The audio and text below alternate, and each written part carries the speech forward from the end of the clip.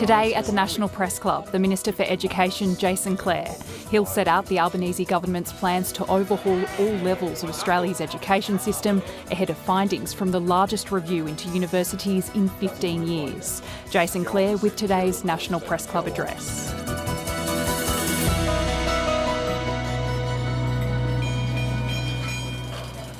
Hello and welcome to the National Press Club and the Westpac Address, coming to you from Ngunnawal and Ngambri country. My name is Julie Hare. I'm the Education Editor at the Australian Financial Review and a board member here at the club. Our guest today is the Honourable Clare MP, Minister for Education, to make his first address to the National Press Club. Clare has been the member for Blaxland since he was elected to federal parliament in 2007. He was born and raised in the electorate, which is in the western suburbs of Sydney. It is Sydney's multicultural melting pot and accordingly takes in some of the great food destinations of Sydney, including Cabramatta and Canley Vale. Having held a number of shadow positions while in opposition, including housing, Jason was the surprise appointment to the education portfolio after last year's election. But he is certainly making his mark. In addition to the Higher Education Accord, of which the Green Paper is being released here today, he also has major reviews into school funding and childcare coming up. He released Mark Scott's review into initial teacher education just a couple of weeks ago, which has been well reviewed, but also got the hackles up of vested interests, which can't be a bad thing. In other words, he's got a lot on his plate. Jason was a working class kid from a working class home and not only the first in his family to go to university, but the first to finish year 10. So when Jason talks about being passionate about equity and giving kids from poorer and disadvantaged backgrounds a go, one gets the sense it comes from the heart. As he said in his maiden speech to Parliament in 2008, education is the great equaliser in an unequal world. Today we're going to hear about how he hopes to help future generations of kids just like him go to university, while giving universities the policy and funding stability they crave. You can follow the conversation at Press Club Ost or #MPC. Please welcome Minister Clare.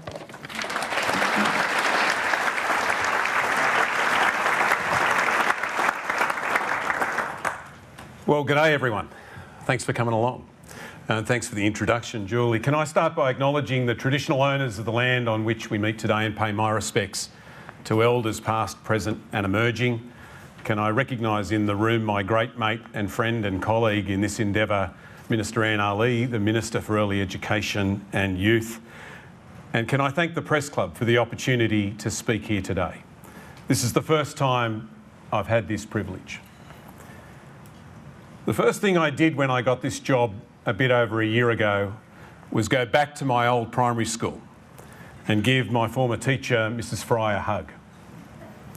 Kathy started there at Cabramatta Public School in 1978 and she's still there. I did that for a reason, because it felt like the right place to start. But I also wanted to send a message about what I think is important, and about who I think are important, and about the sort of minister that I want to be. I will never forget where I come from. I'm the first in my family to finish high school. I'm the first in my family to finish year 10. Mum never really went to high school at all. And I know you're watching, Mum. G'day. Mum spent 2 years in bed with rheumatic fever. When she got better, she couldn't catch up, and so she dropped out. Dad left at the end of year 9 and became an apprentice. And they weren't alone. That was pretty standard for working class kids from Western Sydney back then. And we are a different country today. A lot of kids that I went to school with at Cabramatta Public School were migrants or refugees. They came from places like Vietnam or Cambodia or Uruguay, Peru, or what we used to call Yugoslavia. Their parents picked them up and plucked them out, put them on boats and planes, desperately seeking safety and a better life. A lot of those kids barely spoke English when they got to school. And guess where they are today? You know this story. Sounds like a cliche, but it's true. Doctors, lawyers, engineers, multi-millionaire startup business owners. And all of that has left an imprint on me about the power of education, the most powerful cause for good in this country, and what it can do. But if we're honest, it still hasn't made its way into every corner of this country. The truth is that children from poorer families are still less likely to go to preschool than children from wealthier families. They're all also less likely to finish high school and less likely to go to university. The same is true if you grow up in the bush or the regions, or if you're Indigenous. If you're one of those children, you are 3 times more likely to fall behind at school today. And not just that.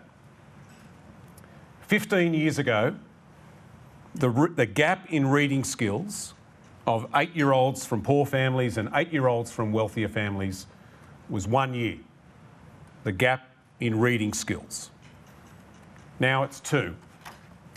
And most of those children never catch up. In fact, the reverse happens. The gap gets bigger and bigger with every year at school. It shouldn't surprise you then if I tell you that in the last 6 years, we've seen a drop in the percentage of young Australians finishing high school, particularly kids from poor families and particularly at public schools. In 2017, 83% of students at public schools finished Year 12. 83%. Last year, it was 76%. And all of this is happening at a time where finishing school is more important than it was in my mum and dad's day and more important than it was in my day. Today, it's your ticket to the show. We live in a world today where almost every single job that's being created will require you to finish school and then go on to TAFE or to university. And that means we need more people to do that, not less. Rich, poor, city, bush, black and white. If you want to know what drives me, this is it. Not just because of what it means for those young people who currently miss out, but for all of us, for our whole country. This is one of the big economic levers that we have to pull that will give us the skills that we need to grow and create and compete and win in this century, and to make sure that we grow together, not apart. Almost 1 in 2 young Australians today has a uni degree, but not everywhere. Not where I grew up, not in the outer suburbs of our big cities, not in the regions, not in poor families. Only 15% of people from poor families have a uni degree today. And it's even lower if you're Indigenous. If you're a young Indigenous bloke today, you're more likely to go to jail than to university. And we all pay a price for this. The cost of all of these kids missing out. And this is what I want to change. And that, at its core, is what the 3 big reviews I've kicked off into our education system are all about. The first, into our early education system, led by Professor Deborah Brennan AM and the team at the Productivity Commission. The second, focused on school education, led by Dr. Lisa O'Brien AM. And the third, which we call the Universities Accord, a big and broad review of our higher education system, led by Professor Mary O'Kane AC. 3 extraordinary Australians. They are all here today. And can I thank you in advance for the extraordinary work that you're doing. Each of these reports will individually be important, but it's how they knit together that has the potential to change the lives of people who aren't even born yet, to make our education system better and fairer, and to make our economy stronger and more productive. All 3 will potentially recommend targets for where we need to be and what we need to do, and all 3 will land on my desk in the next 12 months. Today I'm releasing the interim report of the Universities Accord. But because all of this is so interconnected, let me first give you an update on the other parts of the puzzle. This month, our cheaper childcare changes started. And this has cut the cost of early education and care for more than 1 million families across the country. I think most people get now how important what we do here is for workforce participation, particularly for women, and what it means for productivity, getting skilled workers back to work. But it also has a longer-term economic dividend. This isn't babysitting, it's early education. And don't underestimate the value of that. The President of the United States often makes the point that children who go to preschool are nearly 50% more likely to finish high school and then go on to college or to university. We currently provide universal access to every 4-year-old for 15 hours of preschool a week. New South Wales is taking that to 30 hours by 2030, and Victoria said it'll do that by 2032. Now understand what that means. 6 hours, 5 days a week. It's almost like starting school a year early. And the work that Professor Brennan and her team are doing is looking at all of that and more. The Prime Minister has said a number of times that he wants Australia to have a truly universal early education system.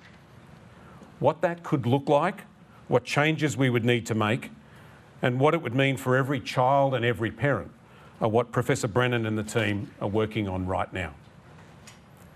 I mentioned a moment ago that if you're a child from a poor family or from the bush, or if you're a young Indigenous Australian, then you're 3 times more likely to fall behind at school. Fixing this starts here, before school starts. Fixing this also means funding our schools fairly and tying that funding to the things that we know work. And that brings me to the work that Dr. O'Brien is leading. Every non-government school in Australia is either funded at the level that David Gonski recommended, is above it, or is on track to be there by the end of the decade. But no public school is, apart from public schools here in the ACT. That gap needs to close. At the election, we made a commitment to work with states and territories to get every school on a path to 100% of its fair funding level. That funding is important, but so is what it's spent on. I don't just want to help close the funding gap. I want to help close the education gap that I've spoken about today. And that means tying this funding to the things that will help children who fall behind to catch up and to keep up, and to help more young people finish high school. It also means fully funding our most disadvantaged schools in each state and territory first. Schools like Gillen Public School in Alice Springs. It's hard to find a part of the country where there's more disadvantage or a bigger education gap than in Central Australia. Attendance rates are close to the lowest in the country. So are NAPLAN results and Year 12 completion rates. But at Gillen Public School, something's happening. 8 years ago, reading skills of 3rd graders there was way below the Northern Territory average. Now it's above. What are they doing? Well, apart from phonics and a consistent whole school approach, they're running small group tutoring. Children who need extra help come out of their regular class every day and get the extra help they need in a small group. And it's not just their literacy that's improved. So has behaviour, so has attendance. School starts to make more sense. And I'm heading there next week to see it for myself. The Bill Cruz Foundation runs a similar program at Chullora Public School, just around the corner from my office. 2 teachers with 6 students, 50 minutes a day, 4 days a week. In 18 weeks, they learn as much as a child is expected to learn in a year. They're catching up. They're just 2 schools, but they're like the emergency departments of our education system. Ken Boston made this point a few years ago, and I think he's bang on. In an emergency department, there is everything possible to save lives. The best people and the best equipment. What if we rolled out what's happening in these two schools on an industrial scale? How many lives would it change? How many of those students would go on and finish school and then go to TAFE or to university? That's what I mean when I say I don't just want to help fix the funding gap, I want to help fix the education gap. I want to make sure that we invest in the things that will make a difference, the things that the evidence shows work. And that's what the work of Dr. O'Brien and her team is all about, recommending to me and state and territory education ministers what we tie funding to in the next National School Reform Agreement. That brings me to the Universities Accord. We have a very good higher education system in this country. The rankings, the research, the people it produces are proof of that. But it doesn't mean it's perfect or necessarily fit for the future. I talked a moment ago about the fact that almost every new job that's created in the years ahead will require young people to finish school and then go on to TAFE or to university. 36% of the workforce today has a uni degree. This report estimates that that could jump to 55% by the middle of this century. And if that's right, that means that over the next 2.5 decades, the number of people at university would increase significantly. There are about 900,000 Commonwealth-supported students at university today. The Accord team estimates that that could jump to 1.8 million by 2050. In other words, double. Now, that's a rough estimate, but it gives you an idea of the skills challenge we face. And what this report argues is that the only way to really do this is to significantly increase the number of university students from our outer suburbs and the regions, students from poor backgrounds, students with a disability, and Indigenous students. If we don't, we won't have the skills and the economic firepower that we need to make this country everything it can be in the years ahead. I've asked Professor O'Kane and the team to think long term, to come up with a plan for the next decade and beyond, and to be bold, to offer up a few big, spiky ideas. And they took me at my word, and hence the echidna on the front page. Let me give you a taste of what's in the report and outline some of the ideas that are floated in this report. First is a universal learning entitlement that helps as many Australians as possible get the qualifications and the skills they need, and ensures that all students from poor backgrounds and from the regions and from other underrepresented groups are eligible for a funded place at university. Second one, a new needs-based funding model for Commonwealth-supported places that builds in extra support for students from underrepresented groups to provide an incentive to universities to offer them a place and to help them graduate. A national skills passport that includes all of your qualifications, micro-credentials, prior learning, workplace experience and general capabilities. And an expansion of quality, stackable micro-credentials and short courses to help upskill and reskill the workforce. Improving the integration of higher education and vocational education, including creating new types of qualifications that combine both. More work-integrated learning in more courses, including degree apprenticeships, and financial support for students doing compulsory placements. A jobs broker program to help students find part-time work in the area where they're studying. A national student charter, similar to the one recently introduced in New Zealand, to ensure there's a consistent approach to student safety and well-being, and a stronger role for the Ombudsman in addressing student complaints. A change to the way research is funded to put it on a more predictable footing.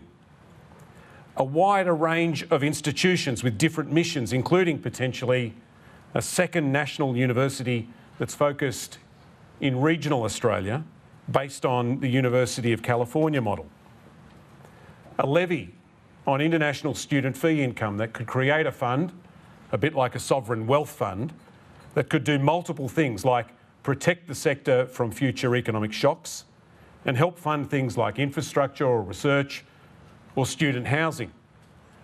And a new tertiary education commission that would oversee the implementation of these reforms, provide long-term advice to government, including where new institutions may be needed, and determine the mission-based funding that each university would get.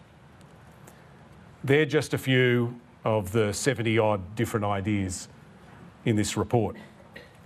And between now and the end of the year, when the final report is due, is a chance for everyone here in this room and right across the country to test these ideas and pressure test them, pull them apart, critique them, improve on them, or reject them and suggest others.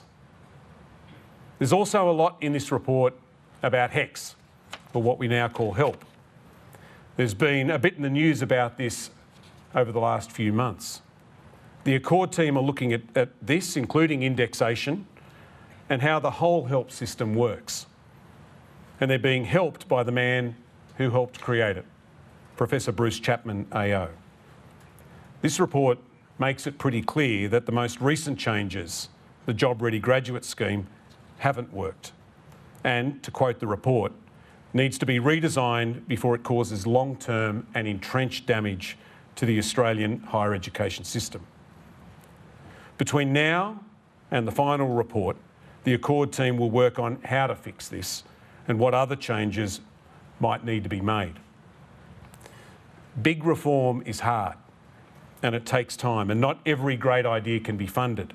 And so the final report will also look at what the top priorities should be and what reforms should be rolled out over time. This report, the interim report though, says that there are some things that we should do right now, what it calls immediate actions or first steps, and I can announce today that we will implement all of them. The first is to create more regional university hubs and establish a similar model for the outer suburbs of our cities. The evidence is that where these hubs are, university participation goes up. So does retention. And there are currently 34 of these around the country. We'll double them. 20 more for the regions and 14 in the outer suburbs where the percentage of residents with a uni qualification is low. The second is to abolish the 50% pass rule. The former government introduced a rule that if you had attempted at least 8 study units and failed more than half, that you were not eligible for further Commonwealth support for that course. At Western Sydney University this year, it has already led to 1,350 students being forced to quit, most of them from poorer backgrounds. More than 13,000 students at 27 universities have already been hit by this. Instead of forcing them to quit, we should be helping them to pass. The third is to ensure all Indigenous students are eligible for a funded place at university if they are qualified for admission to the course. At the moment, this only applies to Indigenous students who live in regional Australia. It applies if you live in Townsville, but not in Logan. If you live in Armidale, but not in Mount Druitt. If you live in Port Hedland, but not in Perth. Now it'll apply to all. And doing this could double the number of Indigenous students at university in a decade. The fourth is to extend the higher education contribution guarantee for another 2 years to provide funding certainty to universities as the Accord process rolls out. As part of this, universities will be required to invest any remaining funding from their grant each year on things like enabling courses and extra academic and learning support for students from poor backgrounds, from the regions and other underrepresented groups. And finally, working with the states and territories to improve university governance. This includes university governing bodies having more people with expertise in the business of universities and a focus on student and staff safety and making sure universities are good employers. Can I thank you, Professor O'Kane, for everything you've done in putting this incredible report together. Can I also thank the three panel members who are with us today as well, Professor Larissa Berendt, Jenny Macklin and Fiona Nash. And can I thank once again Professor Brennan and Dr O'Brien for all of the work that you are doing. Can I ask you to put your hands together for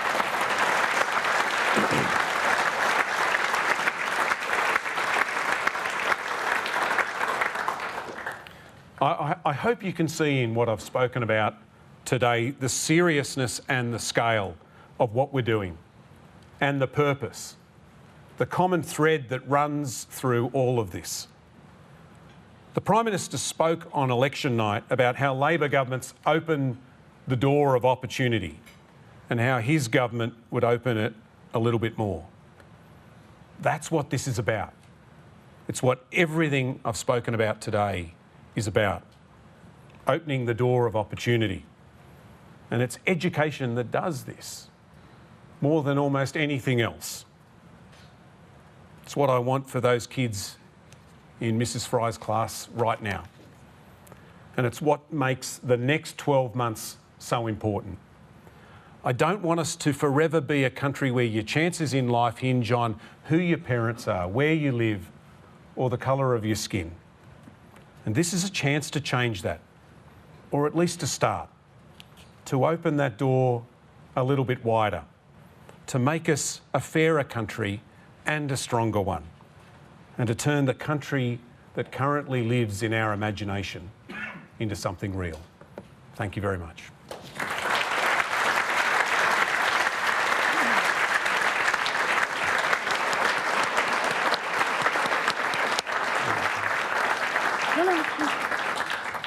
Jason. You want to stay up? No, you stay there. I stay there. You stay there. Okay.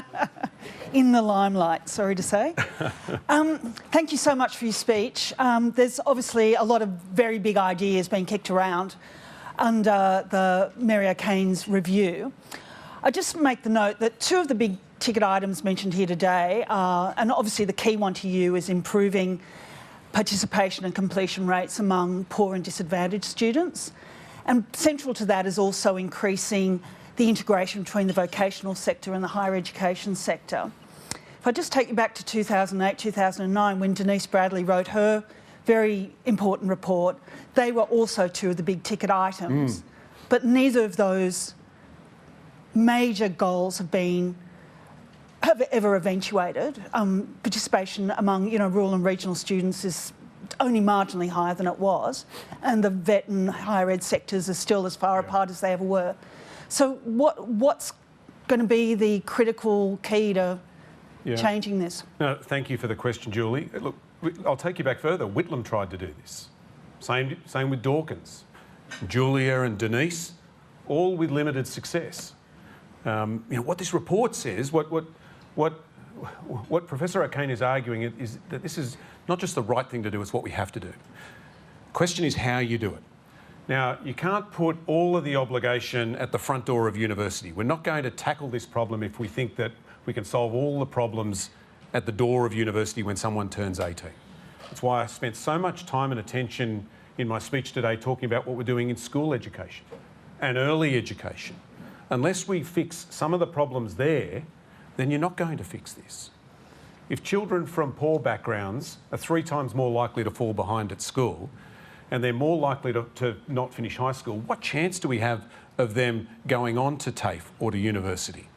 If children from poor backgrounds are less likely to go to preschool than other children in Australia, and going to preschool is what sets you up for success, then what chance do we have of those young people making it all the way through the school system and then going to university? That's what I mean when I talk about the common thread. There are ideas that Professor O'Kane is thinking about that knit in with what Dr O'Brien is talking about. There are ideas that Professor Brennan is working on with the Productivity Commission that will make what the Schools Review is doing a success as well. Unless this all works together, then the outcome that we want to achieve won't happen. Professor O'Kane talks about having population parity by 2035 in this report. It's a bold ambition. Denise made a similar recommendation back in 2009 and we failed. I don't want to be sitting on a rocking chair in 2040 looking back and thinking that we have failed here. What this report says is that more jobs are going to require a university qualification in the years ahead. That means more people finishing university, and they make the cogent argument that the only way that you're going to have enough people with those skills is to make sure it's not just young people who live within a 10k radius of the CBD, it's all young people, wherever you live, in the suburbs, in the bush, in our regions. This is something that we have to do. It's dear to my heart. I grew up in a place where there were more McDonald's logos than there were university signs. And Barney's not here, but Professor Barney Glover's part of the Accord process. He's recently built an 18-storey university in the heart of Bankstown. Used to be a car park with 46 spots in it. Now it's got thousands of students. And if you drive through Bankstown at night time, there is only one sign that you'll see: Western Sydney University.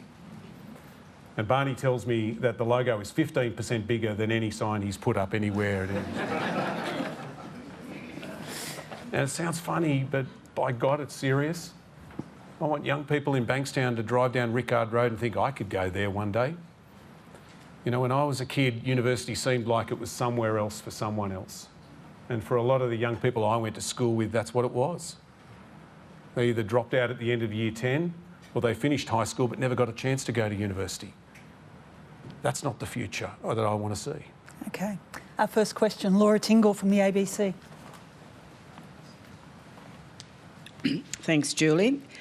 Minister, Julie took you back to 2008. I'd like to take you back to 1986 or thereabouts.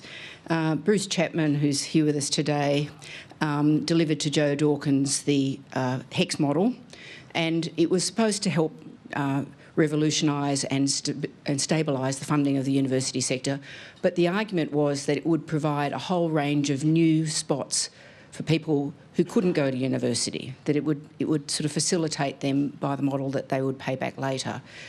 I suppose what I'm asking is, I understand what you're saying about the schools process and people not getting to school and dropping out of school, which is shocking. But at the bottom line, how much is the question of people not going to university enough or it not being open to people enough a question of a cost of the university education itself? Yeah. Oh, thanks, Laura, and thank you for recognising Bruce. He is a national treasure. And the work that he did in crafting HEX has helped more young people than ever before get a chance to go to university. If we get in that time machine you just described and we go back to 1986, a lot fewer people went to university then than now. You know, if we go back to when I was born, 1972, it's even fewer still, single digits, the number of people that went to university. As I said now, 36% of the workforce has a degree. About 45% of young Aussies in their 20s and 30s have a university degree. And that's in large part because of the work that Bruce did and because of the work that the Hawke and Keating government did. It enabled more young people to go to university. You know, if we got rid of HEX today, the number of students at university would be cut in half. And that means more young people missing out. This report says we need more people to go to university, not less. Now, I don't want to put words in Bruce's mouth, but he is doing a mountain of work for Professor O'Kane and the team on what are the changes that should be made to HEX, or what we now call HELP, to set us up for the future. It has done great things to help expand our university system over the last few decades, but some of the changes that have been made in the last few years aren't working. And here is an opportunity with the architect of HEX for us to make changes that will set us up for the next few decades. But is it a question of cost, or to what extent is it a question of cost? Cost is part of it. So is the cost of living. You ask a lot of students and they'll talk to you that with an income contingent loan, they don't make a decision about what they're going to study based on what the cost of the degree is, but they will make decisions about going to university around the cost of living. And then there's the cost of those kids I spoke about missing out.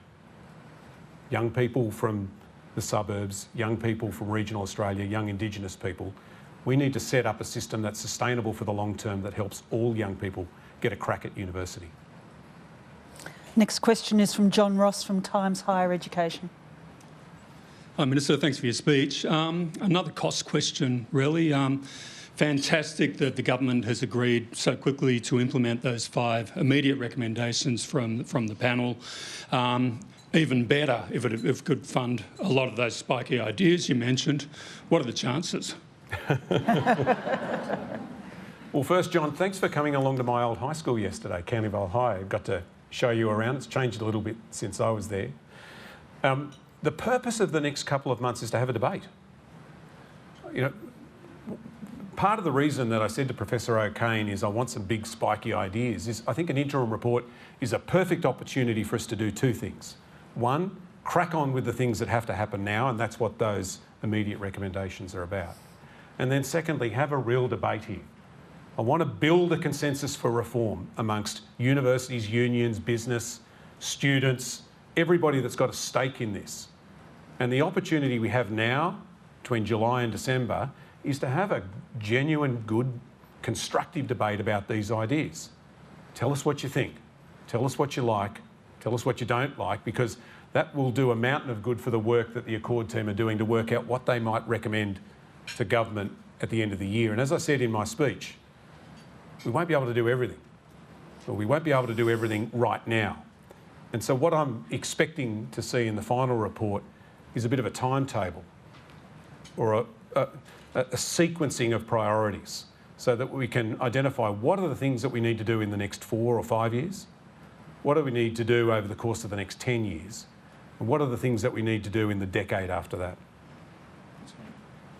Next question, Sarah Eisen from The Australian.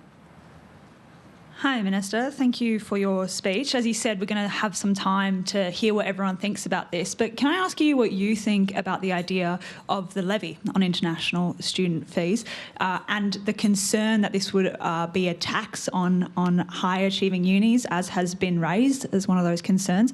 And if I may, sorry, Jules, also just on getting more disadvantaged students to go into university, would you ever rule out the idea of means testing so that students from disadvantaged backgrounds don't pay exactly the same as maybe a student from a very affluent background?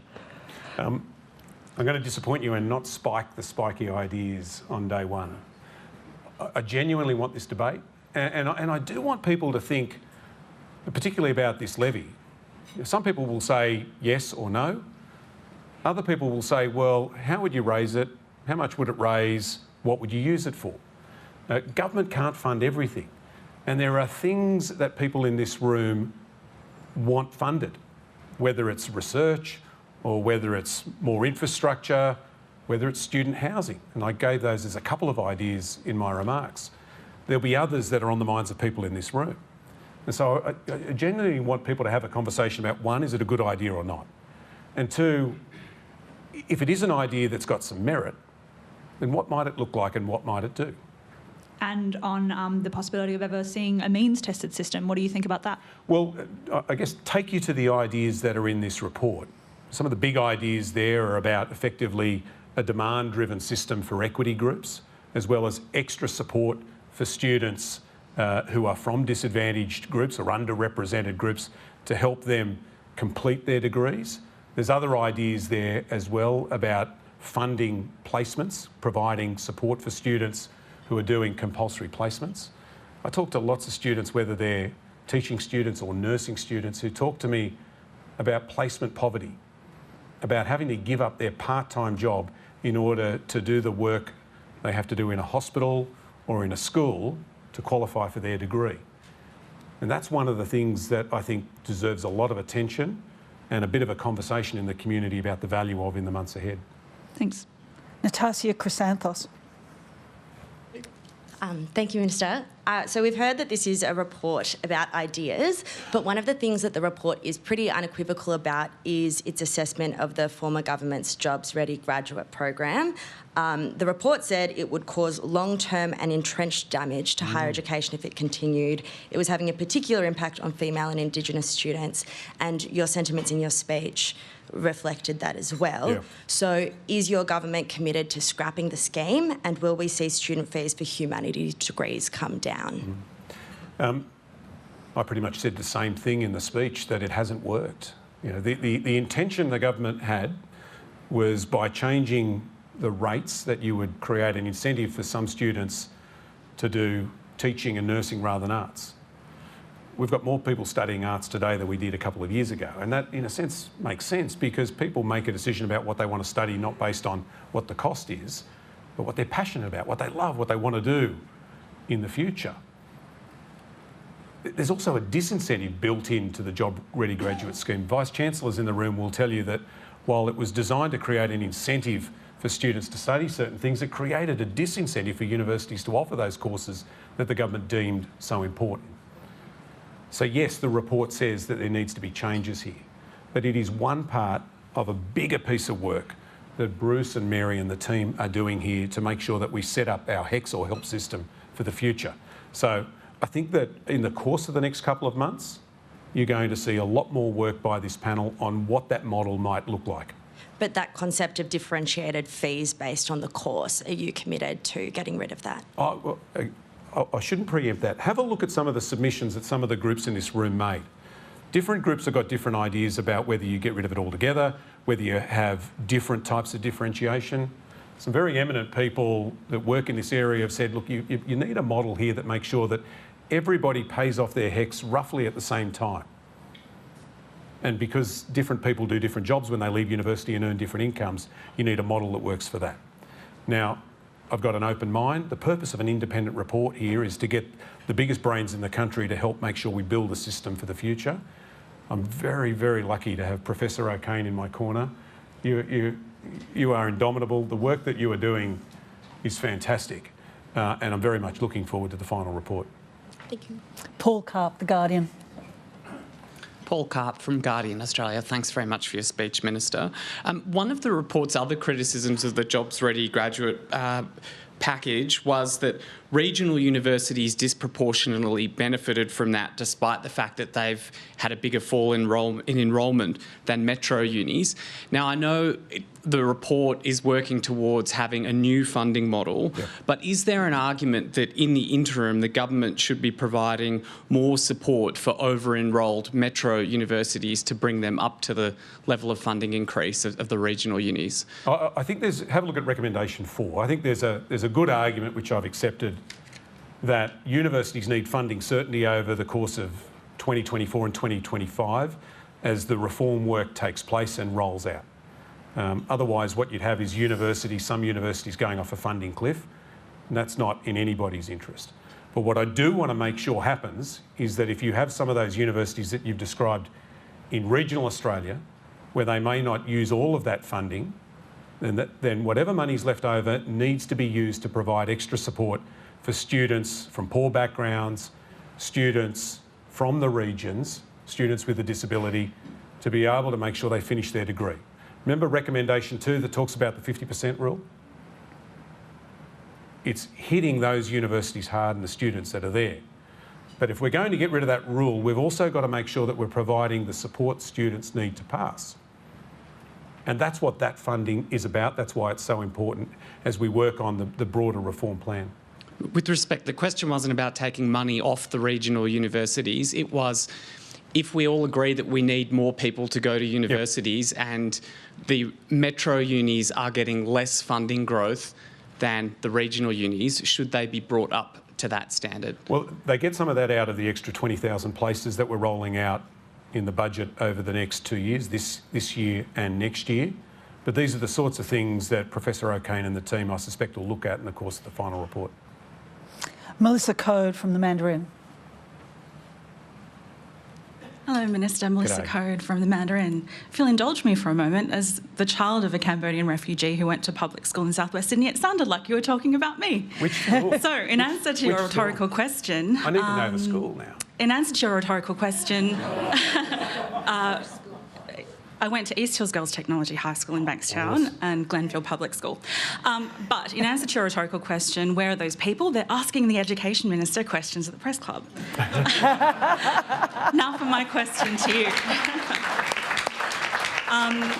There's a really interesting section in the interim report about this independent Commonwealth Education Commission, and its mission, as proposed in the report, is to deliver on the accord. So my question is, how does this proposed independent body differ from the mandate of your department? But then I have another question which goes to this idea of parity of esteem. So that the proposal of that independent commission was to sort of bridge the gap between the import we put on higher education and university qualifications and vocational education and training. So can you talk about that issue of parity of esteem in the context of wanting more people to go to uni? Yeah, they're both as important as one another. I want more young people to finish school and then to be able to make the choice that they want to make about whether they go to TAFE or other forms of vocational education or go to uni. They are both as important as one another. In my job as the Minister for Education, I'm responsible for higher education, but Brendan O'Connor, the Minister for Skills, is responsible for vocational education. In the work that we do, we're talking to each other every second day because we both understand how interrelated our jobs are. I didn't mention it, but the report says that 9 out of 10 jobs that will be created in the decade ahead will require you to finish school and then go to one of the two, TAFE or uni. 4 of those 9, TAFE, 5 of those 9, university. So they are of equal esteem, no doubt, full stop. My job is to make sure that for the young people that make that leap out of high school and want to go to university, that they get that chance and that they succeed. In terms of the Tertiary Education Commission, I touched on this in my speech. There's been commissions like this before.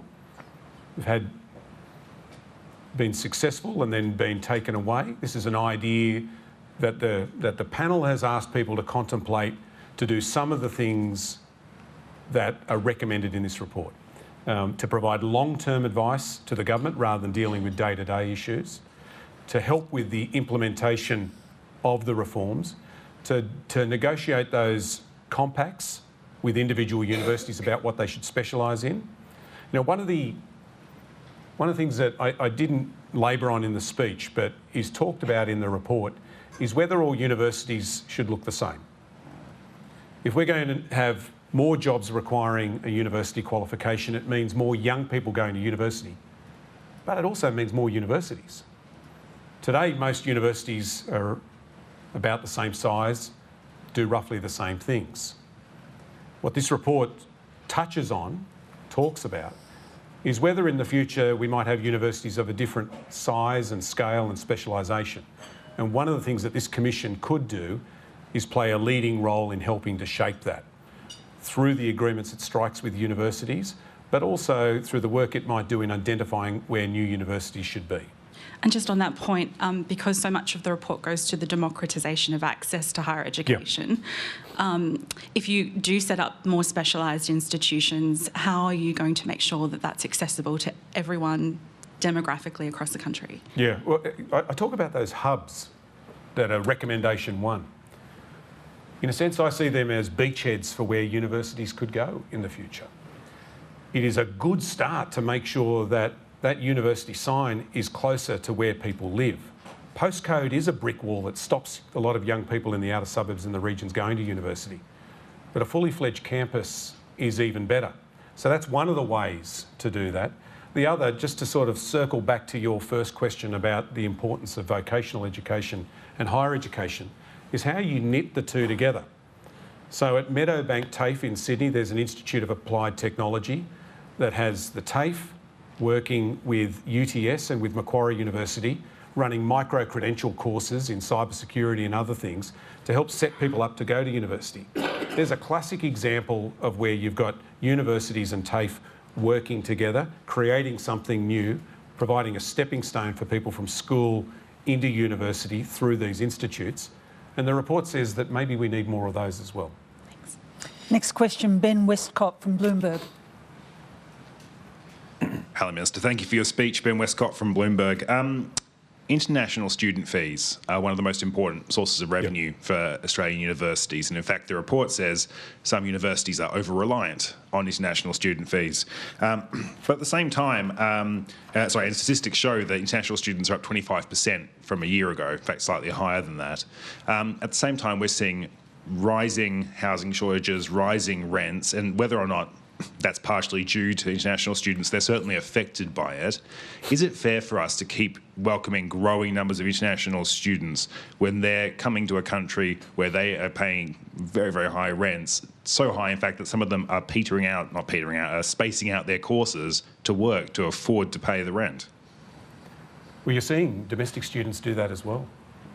Talk to some of the Vice-Chancellors here, they'll tell you that we're seeing more students on a part-time load this year than years before. And part of that is paying the bills. You know, the housing crisis that you touched on here is a challenge for all Aussies. International education is a national asset. You know, this is the biggest export that we don't dig out of the ground.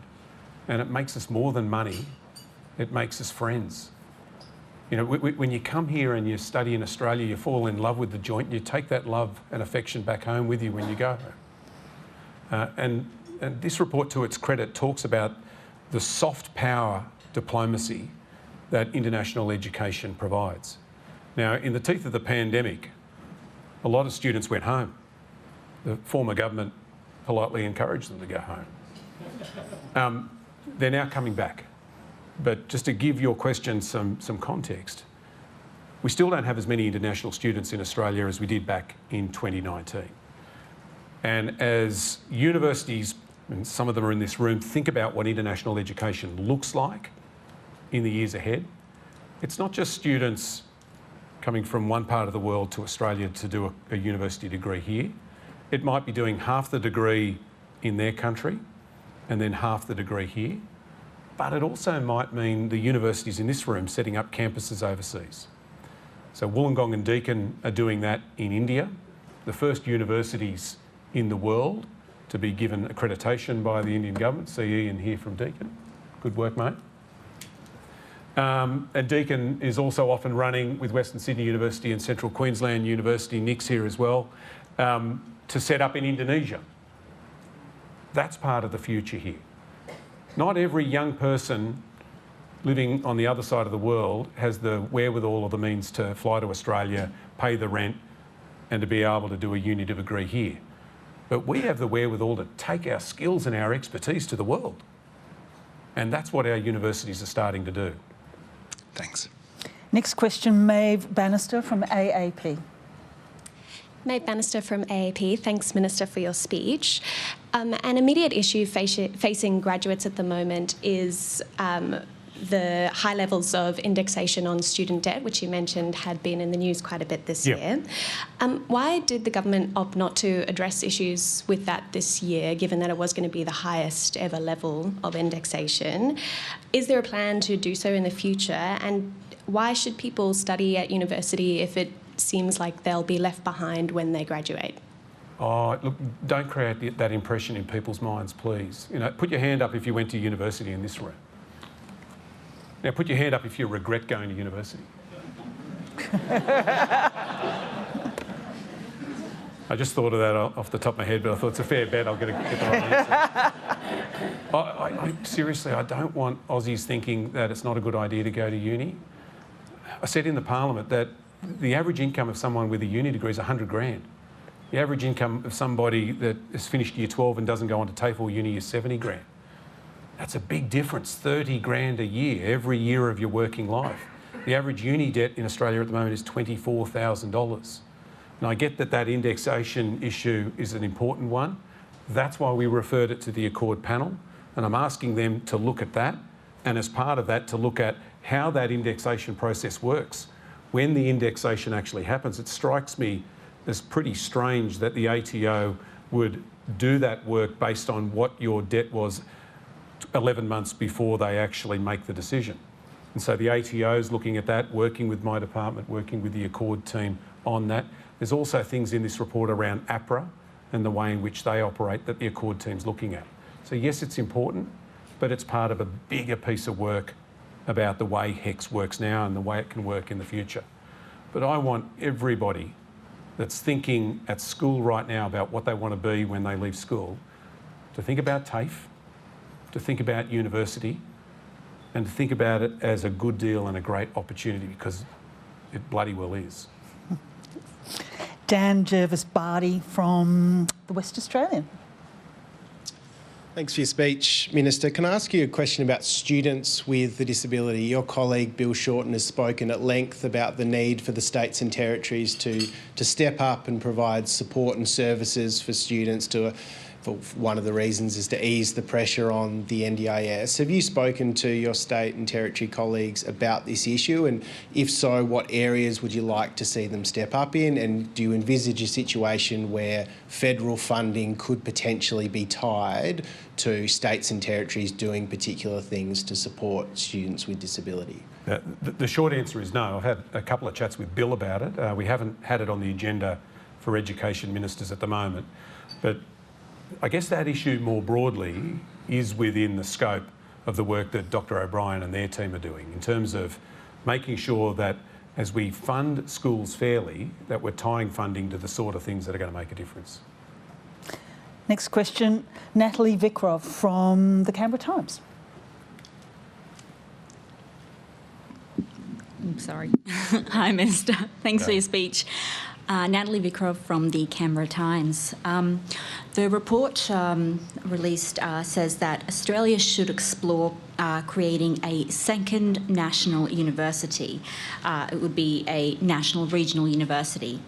Does this suggest that the Australian National University and current regional universities are not adequately serving the rural and regional populations? No, absolutely not.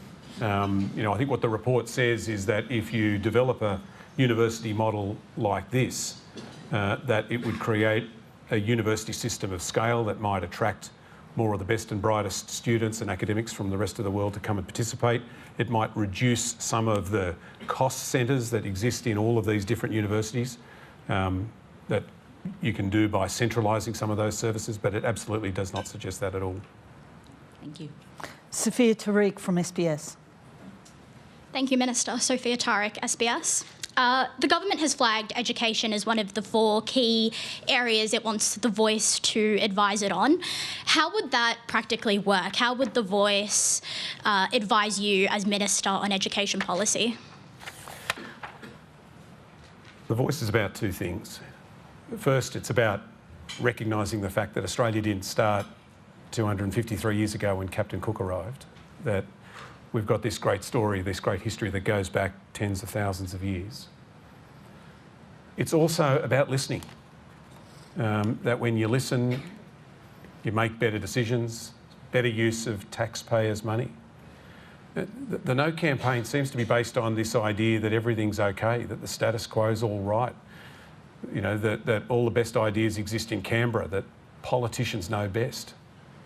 The evidence suggests otherwise. We have not got this right.